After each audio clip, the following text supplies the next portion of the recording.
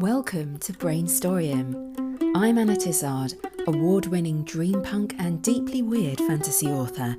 And yes, that's me and my fiction that's deeply weird. Explore and imagine with me the most unexpected story ideas using the surrealist word game of Exquisite Corpse. Find out more and join in at annatizard.com. This is a storytelling challenge unlike anything you've tried before.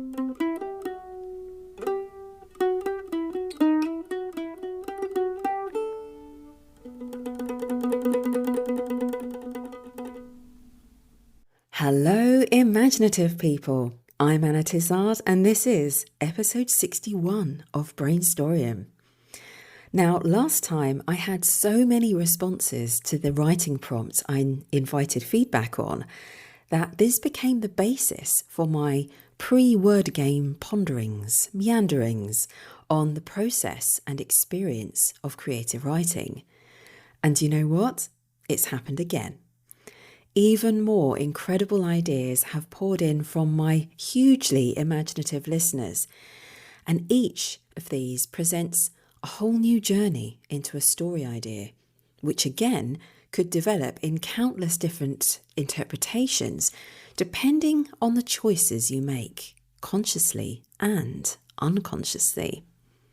More on that later as things emerge in the Exquisite Corpse games. So many rabbit holes to jump into. So pick up a pen and let's go.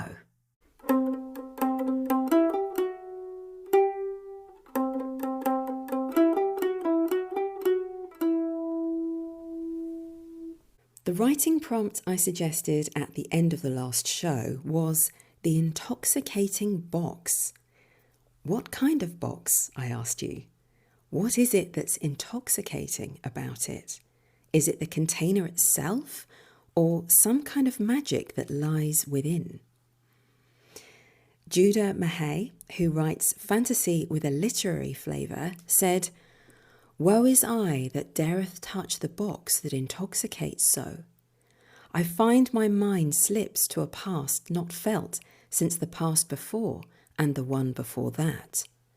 My words drip with sounds not felt in this throat nor over these lips. A box that feeds the memories of the many lives lived before." Gosh, reading it aloud makes it even more hypnotic. There's a certain assonance there and a kind of poetic rhythm that has me slipping into a spell as I read it out. I checked back with Judah to ask him, is the narrator eating or tasting memories that are kept inside the box? And he said, the velvet black box contains a swirling penumbral static that crackles and twitches as if alive. When the substance from within dare be inhaled, you are struck with the euphoric glimpses of a past life, imprinting and penetrating your present. Well, thank you, Judah. I think we can all say we are intoxicated by your intoxicating box. Bluebeard Bard, a poetic rapper with an actual blue beard, I've seen the photo, said, the discarded boombox was still good, just needed the leads where the batteries went in cleaned. $12 at the corner store on a set of Ds got a good couple of days of steady funk. But when the music played, strange things happened. So, do we have a haunted boombox? Does it animate objects into a dance? Or cause listeners to dance? Or do things they didn't mean to do out of their control? This presents many possibilities, a writing prompt in itself. Thank you for sharing, Bluebeard Bard. John Frankie Kennedy, Warhammer world builder and podcaster, said, the intoxicating box, a retro-futuristic tale about the dangers of TV and how it zombifies a town. The TV is defeated but re-emerges as a mobile phone, continuing the danger and showing it's us, not technology, who cause the obsessions. Now, while I was reading that, I found myself thinking about the 80s when TV really exploded. Not literally, of course. There were so many new series being made, films being made. There was a lot on TV compared to the 70s. But then the story idea moves to mobile phones. How would you bridge that idea? With time travel?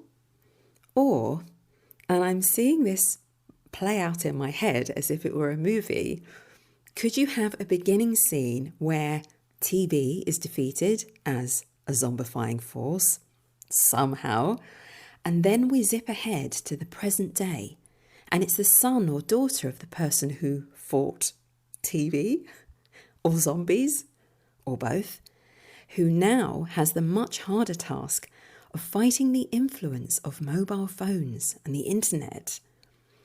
Oh, where could this go? Why not write it?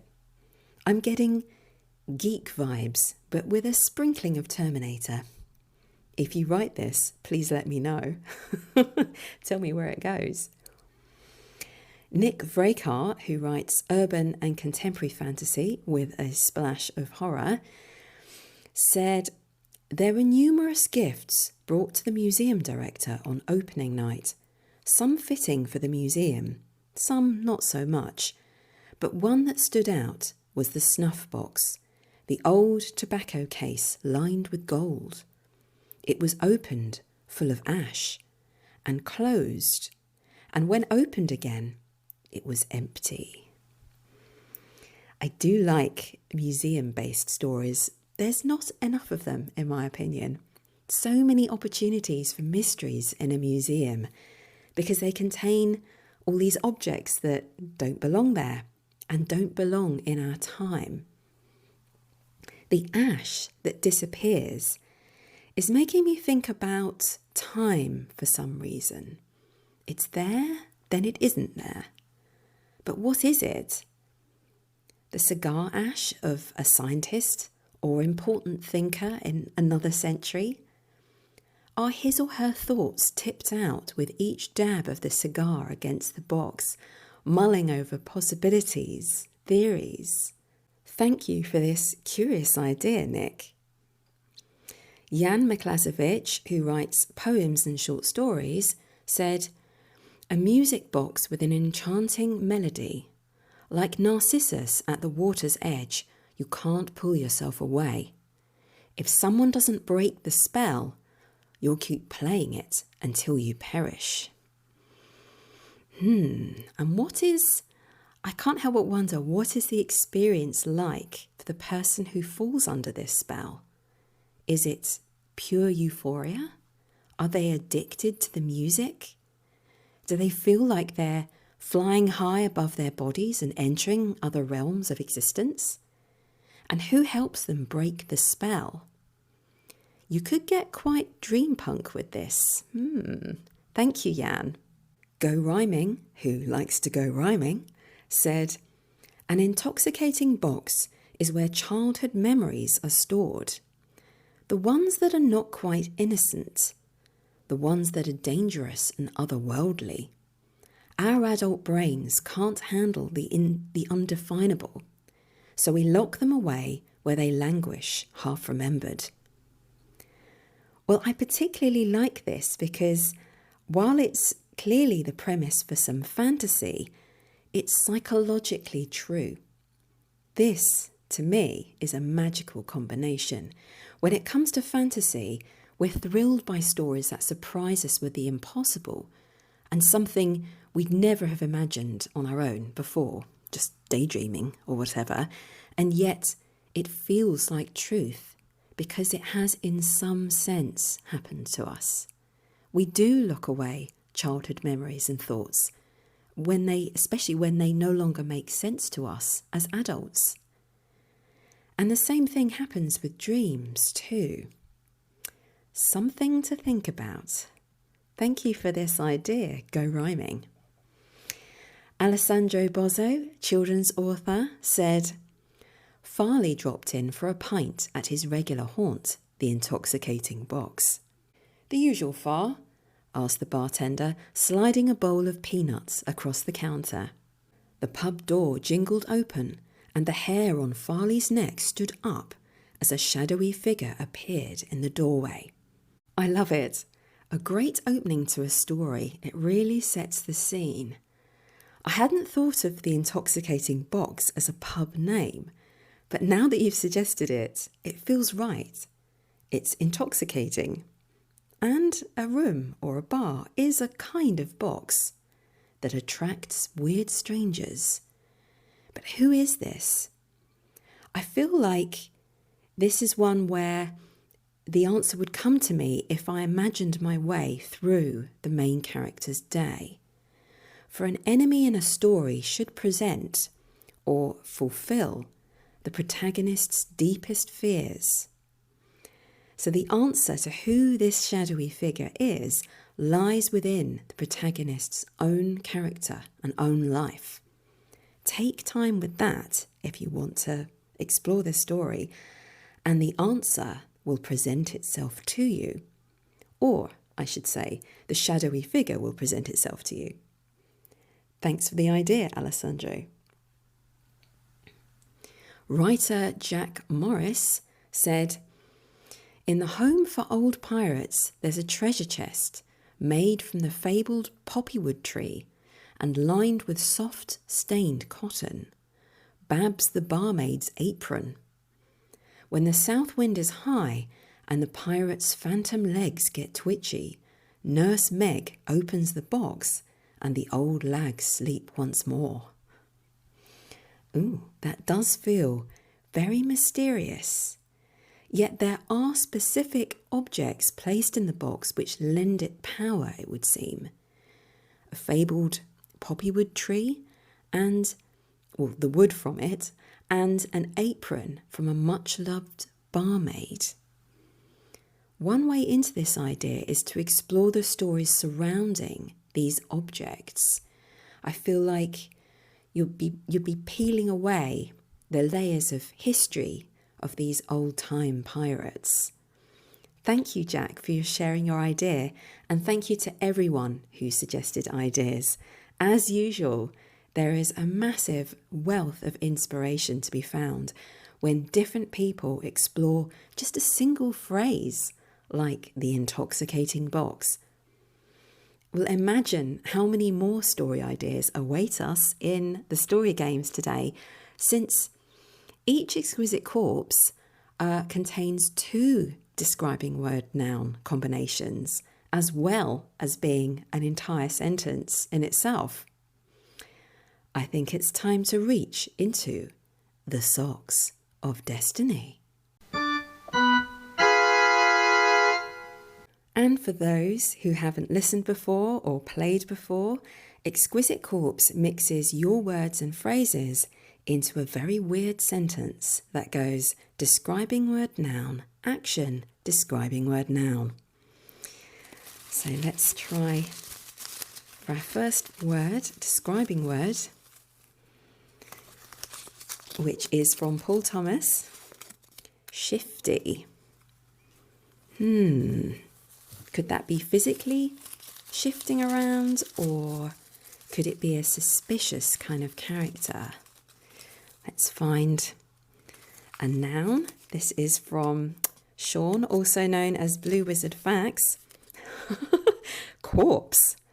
Ooh, now that could get ghoulish. Shifty corpse. Let's try for an action. Ooh. It's getting caught on my finger, so it clearly wants to come out of the sock. This is from Wendy. Taught at length. Okay. What can you learn from a dead body? This is another describing word from Rebecca Gleisner. Illogical. Would you teach something that's illogical? That's strange. Oops. They're falling out. But this is the one I've opened up, which is from Paul Thomas again. Pigeon. Okay, so I'm gonna read the whole Exquisite Corpse, and if necessary, we'll do it bit by bit, because that's normally what I do, isn't it? So we have the shifty corpse taught at length, the illogical pigeon. Oh, but is illogical pigeon a subject to be taught? Rather than someone or something that is being taught?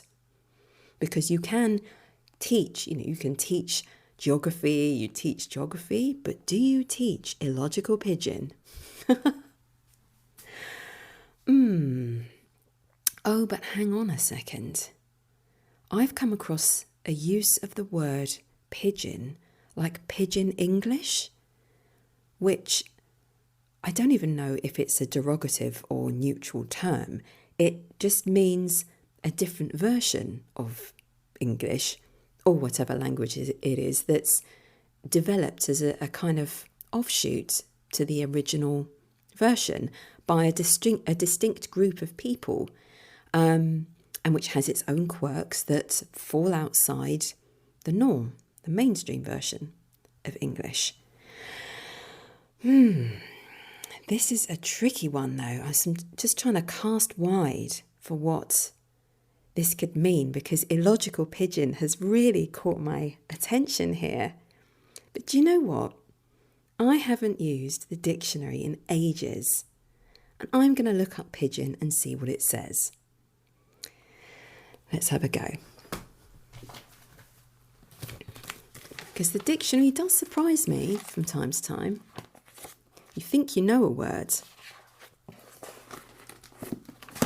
and then you find out something else.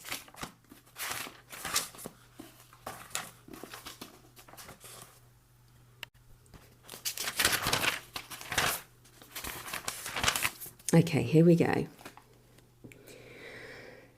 Pigeon, first of all, a stout seed or fruit-eating bird with a small head, short legs, and a cooing noise. Oh, here's another one. Second meaning, informal, chiefly North American, a gullible person, especially the victim of a confidence trick. I did not know that. Another meaning, pigeon as we spell it, is apparently an archaic spelling of pigeon, P-I-D-G-I-N. It says informal, chiefly British, a person's particular responsibility or business as one's own pigeon. Never heard of it. Okay, but do any of these help make sense, a new sense of the shifty corpse taught at length, the illogical pigeon? Or I could leave out the and say it's illogical pigeon that's being taught. But the illogical pigeon with the could be a character whom the corpse teaches. A fool, someone who's been tricked, like that North American meaning of pigeon. For this, you could explore a lonely, confused man who frequents the local graveyard and who comes to believe that a corpse is teaching him lessons about life. With this, shifty corpse is extra creepy, like it's moving suddenly, jerking. You could hoodwink the reader to keep them guessing, write it in the first person so all they have is the I, the letter I, of the main character and what he perceives. So the reader is thinking, because it seems unbelievable that a corpse has really woken up and is talking to them, that this is going to be one of those unreliable narrator stories. and you have to pick up clues as to what's really going on outside the mind of this person who's become convinced that corpses are speaking to him. Maybe there's a caretaker of the cemetery who's used to our protagonist visiting at all hours and tolerates him, humours him, even befriends him. But is this an unreliable narrator story? What if it turns out that the caretaker, who seems so friendly and tolerant, is some kind of dark wizard who is animating the dead bodies for real? This could get very dark. Some kind of fantasy horror. But going back to the Exquisite Corpse, because I feel like there's got to be something else here that I'm missing. There's something about this sentence. The shifty corpse taught at length the illogical pigeon. That older use of the word pigeon, one's own pigeon, being your own particular responsibility, like a business you run. Is writing my pigeon? Is it your pigeon? See, I get the meaning, but it still sounds like we have pet pigeons now. But illogical pigeon, well, yes, there is something deliberately illogical, I guess, about this podcast and the way I approach storytelling, which is very much my pigeon. The surrealists who invented this word game were trying to get past the limitations of the conscious mind, of logical thinking, and all the assumptions that come with logic, and to invoke something random and deeper. Were they searching for a secret pattern that underlies everything, that swims unknown in the sea of the unconscious? Oh, but wait, the shifty corpse, is that Exquisite Corpse? With shifting meanings or words being shifted around? So the shifty corpse taught at length the illogical pigeon. Exquisite Corpse teaches us at length the illogical, random approach to writing and wonder hunting, for want of another phrase. It really does. How very weird. I did not see that until now. This Exquisite Corpse is the first Exquisite Corpse that I've come across that describes Exquisite Corpse, or Shifty Corpse, we need to start calling it. But I do also really like that other idea I was talking about with the guy visiting the cemetery and believing that a dead body is teaching him things. Mysteries. What a very strange mystery that would be. And maybe the corpse would say something wise, something this lonely, confused man could never have dreamt up on his own, so it has to be true. Anyway, I think it's time for another Exquisite Corpse, because that was kind of crazy. Our first word is from Paul Benfield. Icy. Could do with something icy right now. It's so hot in the UK right now. I shouldn't complain. It's probably a lot less hot than it is in other places around the world. Next word is again from Sean, also known as Blue Wizard Facts. Ooh, chocolatier. An icy chocolatier. Why am I thinking about chalk ices? Okay. The action is from Mariah. Learned to meditate from. I don't think we're talking about chalk ices anymore. Oh, but there is a teaching or learning theme going on here. Interesting. Because that happened in the last Exquisite Corpse. Okay, next word is from Alessandro Bozzo. Ethereal. Let's get our final word, our noun, which is from Paul Thomas, rune. Ooh. So altogether we have the icy chocolatier learns to meditate from the ethereal rune. Blimey, I think it's time for some green tea. It's been brewing for a little while, so let's just do that.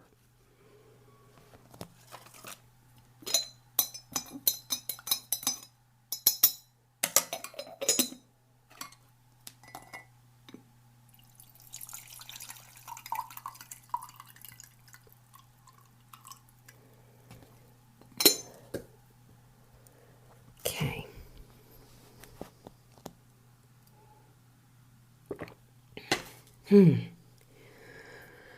Right, the icy chocolatier learns to meditate from the ethereal rune.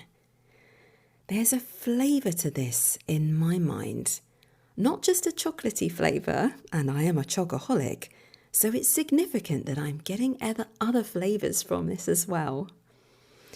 We have icy, we have meditation.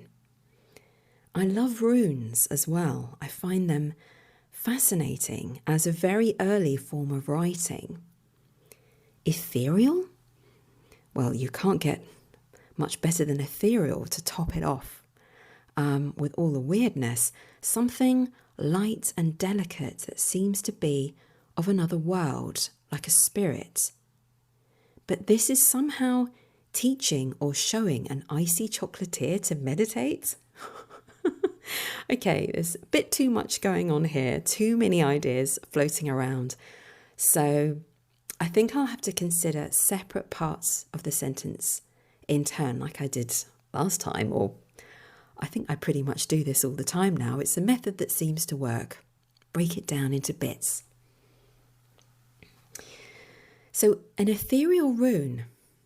Actually, this is especially weird to me because runes are such physical, tangible ways of getting language down. Their shapes are designed to, well, the shapes of the elder Futhark, developed in Europe, evolved from cutting into wood, which is why, and here's a weird fact, when you look at this particular rune type, the elder Futhark, there are no right angles.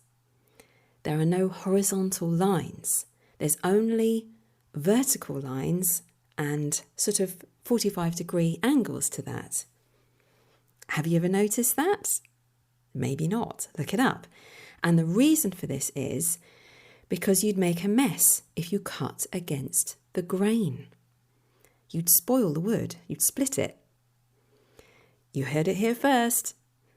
But I mean, I heard it somewhere else first, so, you know. But yes, all the lines are either vertical or at an angle. Don't cut against the grain. So that's why it feels odd to me to talk about an ethereal rune, because runes are so basic and earthy and practical. You're trying to cut a word or a symbol physically into a piece of wood.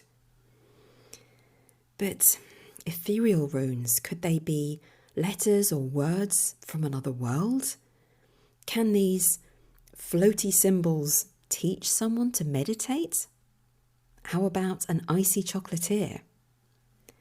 Because the icy chocolatier learned to meditate from the ethereal rune. Just the one rune then. A cold chocolatier sits in the big walk-in larder where all her ingredients are kept. It's not quite a walk-in fridge, but in warmer weather she puts the aircon on to keep everything fresh. The cacao butter is the most precious of these ingredients, the heart of the delicious chocolate that she makes. It must be stored at exactly the right temperature. She's proud of what she does. She sells a little bit of happiness. And yet lately, some of the joy has gone out of what she does. She's been getting stressed. The orders have come pouring in for birthday cakes, for multi-packs of cookies, for boxes of chocolates, but she's been too busy to enjoy it. Also, in the back of her mind, a thought has been nudging its way to the front. She needs a new product or a new style, something utterly different to mark her apart from all the cheaper, mass-produced chocolates and cakes that most people buy. What can she do? As a child, she used to doodle with icing on a pie. Her mum always scoffed, saying that apple pie or cherry pie is sweet enough, and icing on top didn't really go. Go and draw something on a piece of paper or paint something. On paper, she'd say. But to Veronica, food, and sweetness especially, had a magic of their own, a kind of inspiration that she never felt in front of a blank page. Paints and crayons didn't speak to her the way that icing did. And though her designs flowed randomly, their twirly lines intersected until they found a shape she wasn't expecting. A ship, a cat's face, the facade of a haunted house. Of course, she never explained that one to her mum, who to this day still believed they were abstract doodles. She wouldn't have understood. And Veronica, being Veronica, came to think of them as her own secret language. And so she sat in the corner of her larder, letting a chocolate button melt on her tongue. Her secret. This was what her whole business was built on. She sold not her secret itself, but the pleasure that found its source in a mystery, a mixture of memories, a kind of promise that beat itself like a gentle drum through the passage of the years, the hopes, the dreams. Quickly, she rushed out into the main kitchen area where she made her chocolates, threw on her oven gloves and opened the oven where a tray of brownies was baking. Usually, she let them cool on a metal tray on the worktop, but this time she stared down at them, frantic, wondering. She had to do something now before the chocolate coating set. The old feeling was there in her fingertips, the magic of an idea twitching to get out. She slipped off one oven glove and reached for a thin knife she used for decorative edging. It was more like a scalpel. Quickly and gently, she began to carve letters into the brownies, or where the brownies would be once she had cut up the tray bake into equal squares. Letters, or were they symbols? Some came out as small pictures, a sun, a pen and pad, a fairy. That was too complicated. She huffed with frustration and smoothed over the messy image with the back of a spoon until the half-melted layer of chocolate resettled into a flat surface. No, she was trying too hard. Listen to the magic. What were her fingertips telling her to do? She took a deep breath and closed her eyes. Something ancient beat within her. She took up the thin knife and scored slowly, as if she were trying to cut into a material much harder than half-cooked brownie dough. With her other, gloved hand holding the tray steady, she sensed the ghost of a hammer or anvil, or even just a heavy stone. When Veronica came out of her trance, what did she find but rune shapes cut into the sticky chocolate? What did it mean? What did they mean? It was an ancient language, that much she knew. To her, it was brand new. She'd have to do some research, find out what it all meant. But for now, she could do nothing but stare and let the feeling that she'd been chosen by some force unknown to her send its prickles down her arms and neck. But as a chocolatier, other ideas began to crowd into her mind too. Product ideas, marketing ideas. If she wrapped these up so the customer couldn't see what symbol showed on their brownie, these could be like fortune cookies, fortune brownies. I quite like this combination of modern-day business thinking, though with a kind of playfulness mixed in. contrasted with an ancient magic or force beyond the chocolatier's control. And of course, this kind of exemplifies contemporary fantasy where magic intrudes upon normal life. But what's most captivating about it is not necessarily the new versus the ancient. It's more stuff that's under your control versus wild magic, stuff that is most definitely not under your control. But of course, that's my interpretation as to what is most interesting and worth following. I always think it's good to step back after an initial splurge of writing and consider what is it? What theme, aspect or character is it that really piques your interest? If you don't consider this consciously, it will lead the direction of your story without you knowing it or realising it. And then it won't be crafted as anywhere near as well as it could have been if you'd actually taken the time to really consider this point. This reminds me of one of my favourite quotations from Carl Jung, the psychologist. Until you make the unconscious conscious, it will direct your life and you will call it fate. I love that so much. As with life, so with writing, sometimes. It's always this dance between unconscious and conscious. So when brainstorming a story, be led by the one, the unconscious, to start with. Let it do its crazy thing. Then when you're ready, or when it's ready, sit back and consider what you have consciously and where it may go, where you would like it to go, which direction, theme, character and so on is most fascinating to you and potentially to your readers. And then you can choose which direction to take and make it so much better than if you just let it pour out of you. And for me, the sense of control the chocolatier has over her business, it's her responsibility, it's her baby. She needs to make money besides, versus the lack of control she has over this strange new development through forces outside of her control. This to me would make a great sort of centre of conflict around which the rest of the story could form itself, a direction. Whatever you choose as the core conflict will affect your whole style of writing, the atmosphere you build, and what happens to the chocolatier. Is this rune force good or evil? Is she visited by any person or spirit who teaches her about it? Does it help her business or harm it or harm her? And don't forget there was meditation in the original Exquisite Corpse. The icy chocolatier learned to meditate from the ethereal rune. So you could approach this as dreampunk fiction, which is based around dreams and altered states of consciousness that she enters into as she, in a trance-like state, she makes these brownies and writes runes into them. Very weird.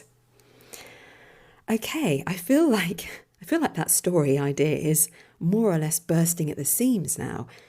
So feel free to use the pause button if you've got inspiration buzzing around your head right now.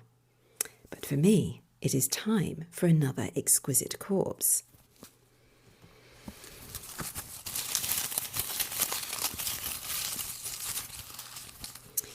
Our first word is from Sean, Blue Wizard Facts, hungry.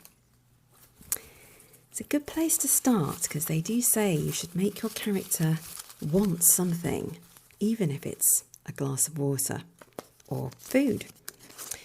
Next word is from Paul Thomas, bard. We have a hungry bard on our hands. Let's try for an action. This is from Blue Wizard Facts again. Danced about the park with.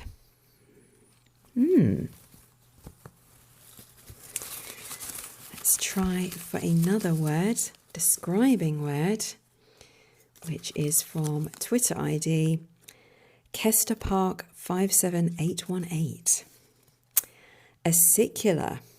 Now, I had to look this up. So, yes, I am reading from my scribbled notes around the edge of this. It means needle-shaped, especially of a crystal. So that can imply brittleness or having a needle-like spine. This is interesting. I'm already seeing this bard dancing around the park with a long, thin crystal in her hand, because it's kind of like a wand or a staff.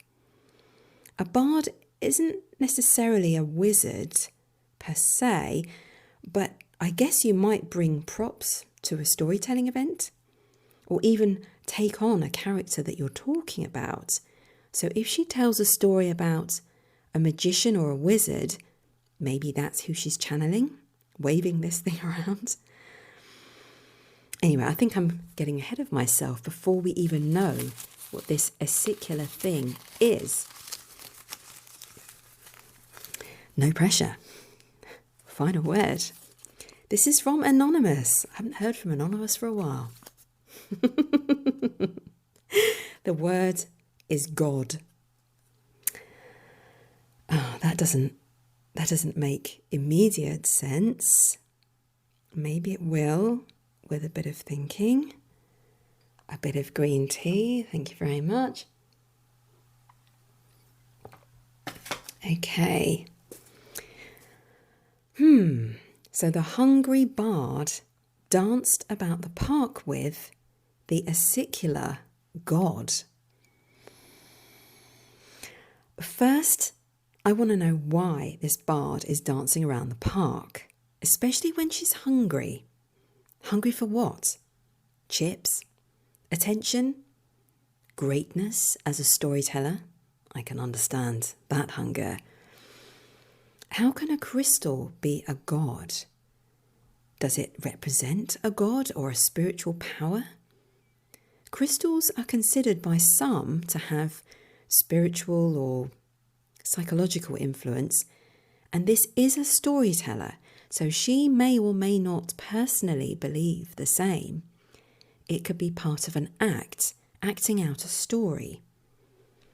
I mean, how else can you get the attention of kids in the park these days, all glued to their smartphones, without doing something outlandishly silly, like dancing around, waving a crystal wand, and proclaiming its godlike power? How indeed? The bard is, after all, an actress first and foremost. You might think the part she has to play is a monologue, but that would only be true if she didn't act out a little bit of each of the characters in her stories. Okay, so I've used the pause button, had a little dance of my own, but at home, not in the park, so no one can see me and wonder what strange kind of prophet I believe myself to be. And I've had a little plink, which is what I call it when I tinker on my mandolin, to assist my imagination in thinking around this exquisite corpse, because you've got to do whatever works for you. It may just be a walk, but no, I'd rather dance in my bedroom. So the fact that this bard is in the park, and maybe the fact that the previous Exquisite Corpse was about runes, which has connected a few dots in my mind to make me think of this bard as a kind of druid, someone who reveres nature, who is trying to connect with ancient powers that can be found in nature, and her acicular god, or spiky wand, is a branch or a long twig. It's brittle after all. And she's hungry for a connection.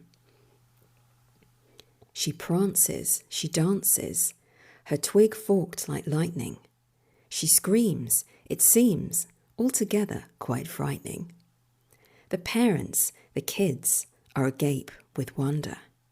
The bard waves her twig, invokes shadows and thunder. Her story is not gory, but of slaves indentured. Shadows twist under her feet, break free to their adventure. And so poetry takes me by surprise again. I think it's the rhythms that draw me in. I just don't necessarily know what I'm going to write until I start writing, and then it kind of comes out. But as with music, when I'm playing my mandolin, it's the sounds that suggest what comes next. You play the note or write the word, not knowing how it will resonate and suggest the next note or the next word. And I like this image of shadows coming alive because she dances in the park in the sun, waving a branch or a twig that's not perfectly straight.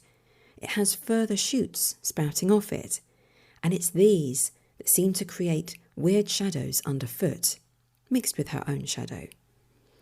Shadows that dance and begin to tell a visual story of their own. Are they dangerous? Do the children's or parents' shadows join in? Well, that's up to you. If you write this story, perhaps that's exactly how you'll find out. So what have we had today?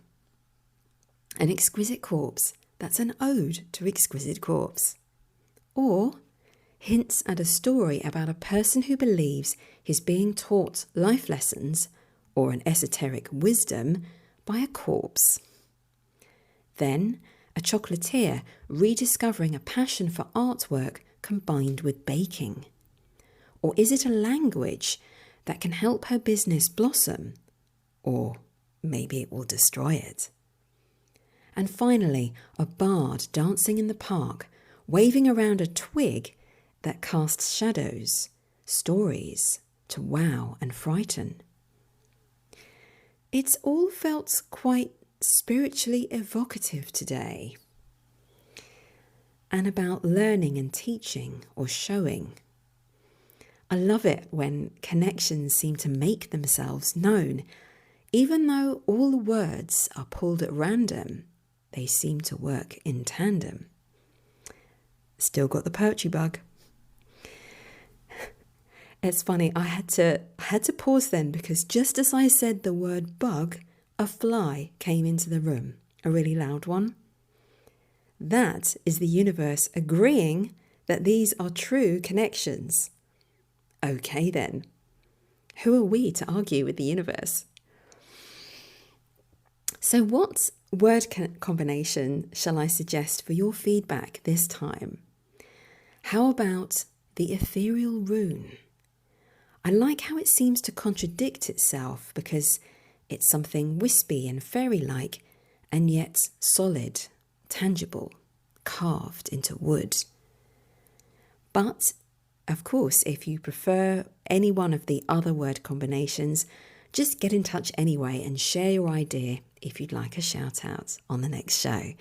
Go to annatizard.com and click contact.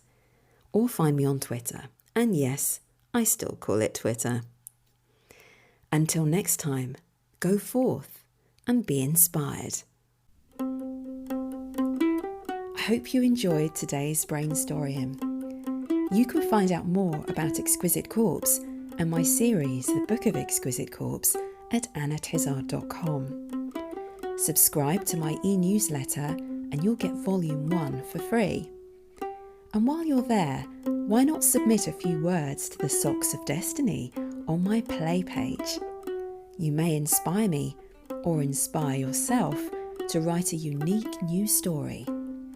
See you next time.